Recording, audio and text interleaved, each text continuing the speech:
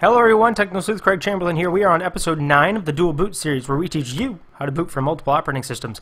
Now you're going to see me for the first part of this video, but we have a lot we need to go over, so I'm going to do this really quick and pause it and go back if you have to.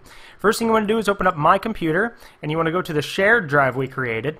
And this is a good time to put your Windows drivers, your Windows Vista drivers, or whatever your new operating system will need, the drivers in there, especially your network card driver. That way you can actually install the network card on your new operating system and download the rest of your drivers. And also what you want to do is you want to drag the boot US software into the shared folder, because we're going to have to install that on the new operating system after we've completed all these steps. Now after you've done that, go ahead and open your boot US like you normally do, and when that comes up, we're going to click on Partitions. Actually, no, we're going to click on Boot Manager and Install. And I know you've done this already before, but we're going to do it again. For Windows XP, this is actually going to say Win Vista on yours. So I'm going to go ahead and change it to that. And then select Next. And I'm going to click Next again. And of course, we're going to select Last Booted Partition and give your timer whatever you want. I'm going to do 30 seconds again. And instead of changing partition IDs, we want to do true hide primary partitions automatically. Now, there's a reason I didn't do this prior. Usually in the last episode, I want to test to make sure your keyboard works in DOS.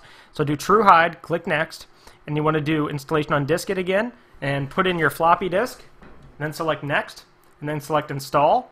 And of course, it's going to warn you it's going to erase your disk. That's fine. Select OK. It'll be successfully installed. Select OK. And then the next thing we need to do is we want to select partitions and details, and this part is extremely important. I'm going to spend a little bit of time on this. That way you have it perfectly clear why we're doing this. Windows XP is our current primary partition, and it's set to active. Now to install a second partition or a second operating system without that operating system taking over as the boot manager, sounds technical, we need to deactivate the old partition and completely hide it so that this one does not see it. Otherwise, Vista will take over as the primary booting mechanism, and we do not want that. So we actually need to right-click on our XP one, and we want to select True Hide Partition. Okay?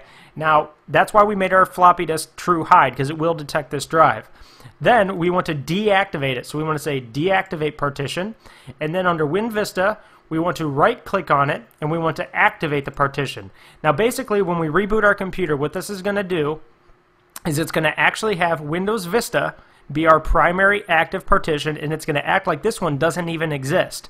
But that's why we created the floppy, just in case if something goes wrong in the Vista installation, we can always boot back up in this hidden partition.